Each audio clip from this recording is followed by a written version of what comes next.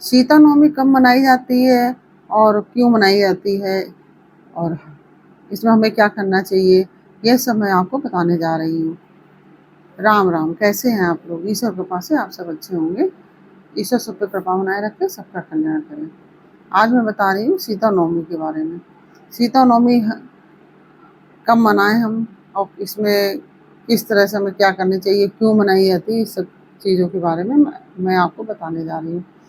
तो सीता नवमी जो है हर साल वैशाख मास के शुक्ल पक्ष की नवमी को जो तिथि होती है, शुक्ल पक्ष की नवमी होती है, उसमें सीता नवमी मनाई जाती है।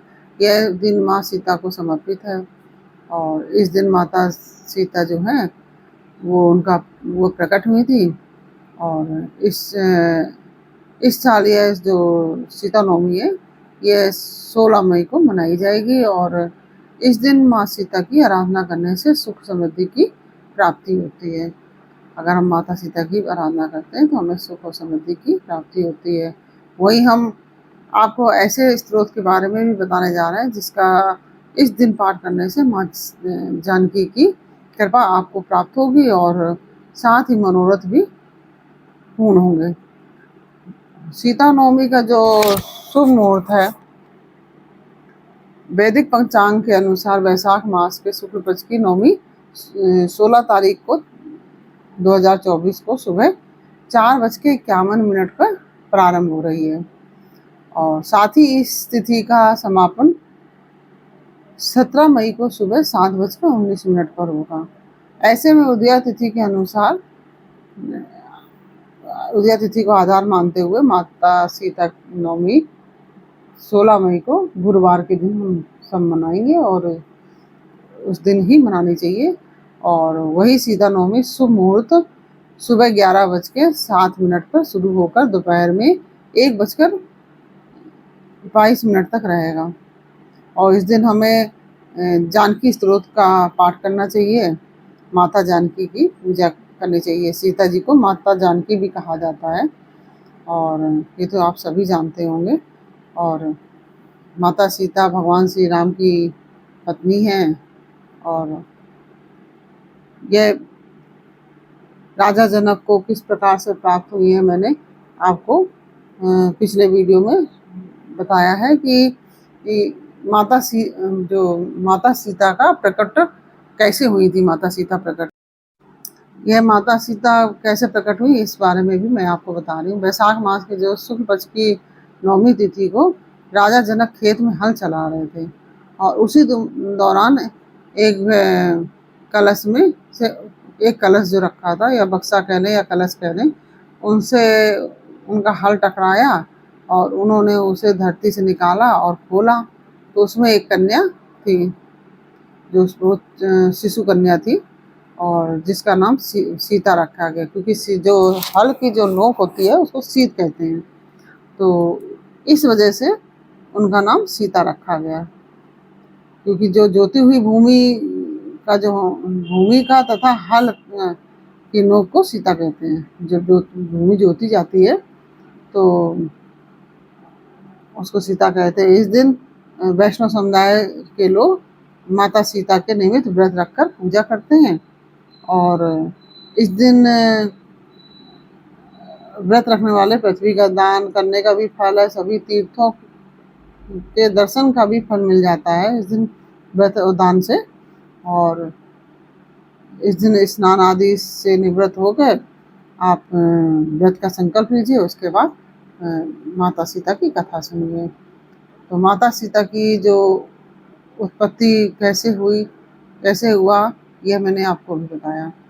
अब हम आपको यह भी बता रहे हैं सीता स्तोत्र का पाठ अवश्य करना चाहिए इस दिन सीता स्तोत्र का पाठ करना चाहिए। और माता सीता जो है वो माता लक्ष्मी का अवतार है और माता लक्ष्मी जो है वैशाख मास के शुक्ल पक्ष की जो नवमी तिथि को माता सीता की जो उत्पत्ति हुई थी, और इसको बहुत से लोग जानकी जयंती भी कहते हैं। जयंती नहीं बोलना चाहिए, नवमी बोलना चाहिए या प्रकटोत्सव कहना चाहिए। तो माता सीता को लक्ष्मी का अवतार माना जाता है। इस दिन सुहागन महिलाएं जो होती हैं वो व्रत रखकर पूजा पाठ करती हैं, जिससे उनको अखंड सौभाग्य प्राप्त होता है और पति की आयु भी लंबी होती है। और माता सीता की जो जन्म के बारे में वाल्मीकि रामायण के अनुसार मिथिला में एक बार अकाल पड़ा। मैं ये आपको वाल्मीकि रामायण के अनुसार बता रही हूँ। तो एक बार मिथिला में अकाल पड़ा, तब राजा जनक को सलाह दिया गया कि वैदिक अनुष्ठान करके खेतों में स्वयं हल चलाएंगे तो वर्षा होगी और अकाल खत्म हो जाएगा। वैशाख मास के शुक्ल पक्ष की नवमी को राजा खेत में हल चला रहे थे, अभी मैंने आपको बताया है। उसी इसमें एक कलश में माता सीता जो थी जिनमें, और उसमें हल टकराया। तब राजा दशरथ ने धरती से उस कलश को निकाला और खोला तो देखा कि उसमें एक शिशु कन्या थी जिसका नाम माता सीता रखा गया। जैसा कि अभी मैंने आपको बताया, जोती हुई जो भूमि होती है, जो हल से जोता हुआ, तो उसको सीत कहा जाता है। तो इसलिए माता का नाम, उस कन्या का नाम माता सीता रखा गया। और इस तरह माता सीता की उत्पत्ति हुई। और सीता का जन्म माता के गर्भ से नहीं हुआ था, ये धरती माता, धरती से ही प्रकट हुई थी। वे धरती से प्राप्त हुई थी, इसलिए इनको धरती की पुत्री भी कहा जाता है। और क्योंकि अलग अलग कई एक कहानियां हैं इसके बारे में। तो जैसे ब्रह्म वेवर्त पुराण की कथा के अनुसार सीता जी का जन्म, जो सीता जी हैं, रावण और मंदोदरी की पुत्री थी, जिसे रावण ने जन्म के बाद समुद्र में फेंक दिया था। और वहां से समुद्र की देवी वरुणी ने उस पुत्री को धरती माता को सौंप दिया। फिर धरती माता ने उस कन्या को राजा जनक को दे दिया। वही कन्या जनक नंदिनी सीता के नाम से लोकप्रिय हुई और उनका विवाह भगवान राम के साथ हुआ और सीता ही रावण की मृत्यु का कारण बनी। कथा के अनुसार वेदवती नामक स्त्री का माता सीता के रूप में पुनर्जन्म हुआ था। वेदवती विष्णु भक्ति थी। वे प्रभु हरि को पति स्वरूप में पाना चाहती थी, इसलिए कठोर तप किया। उसी दौरान रावण वहां से जा रहा था।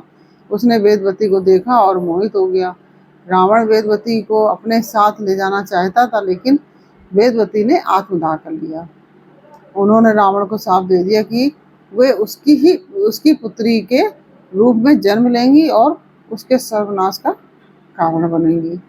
तो इस प्रकार से यह भी कथा आती है। तो क्योंकि अलग अलग कथाएं प्रचलित हैं, और जो कि हल से जो प्राप्त हुई है सीता माता, ये तो सभी को मालूम है। लेकिन ये जो दूसरी कथा मैंने बताई है ब्रह्म वैवर्त पुराण के अनुसार, तो ये ज़्यादातर लोगों को नहीं मालूम है। और जैसे ब्रह्म वैवर्त पुराण में अलग अलग जन्म की कथा अलग अलग है माता के, तो प्रकट हुई किस प्रकार से।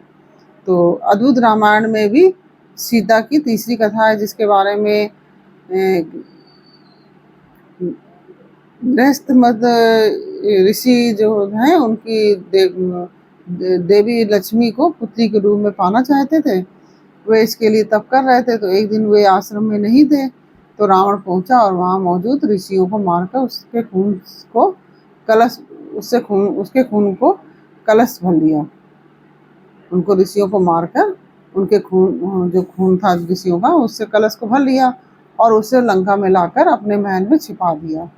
एक दिन मंदोदरी उस कलश को खोली और उसमें जमा खून को पी गई। इस कारण से वह गर्भवती हो गई और बाद में उसे जन्मी बच्ची को कलश में ही रखकर मिथिला राज्य में भूमि में छिपा आई रावण के डर से, और वहीं बच्ची सीता के रूप में जनक को प्राप्त हुई। तो इस तरह से ये अलग अलग कथाएं प्रचलित हैं। ये मैंने आपको तीनों कथाएं बता दी, जो मुझे जानकारी प्राप्त हुई थी, ये मैंने आपको जानकारी दे दी।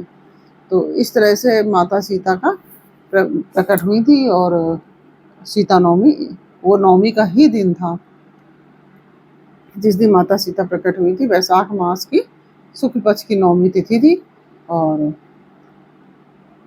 तब से ये सीता नवमी के नाम से ये दिन मनाया जाता है। और इसमें व्रत आदि करके कथा सुनी जाती है। एक कथा मैंने पहले भी आपको डाल चुकी हूँ, तो वो भी आप सर्च करके सुन लीजिएगा। और ये कथा आपको कैसी लगी ये भी मुझे कमेंट बॉक्स में बताइए। अच्छी लगी हो तो वीडियो को लाइक शेयर अवश्य कीजिए और कमेंट में सिया राम या राम राम अवश्य लिखिए। फिर मिलते हैं आपसे एक नई जानकारी, एक नई कहानी के साथ। तब तक के लिए राम राम।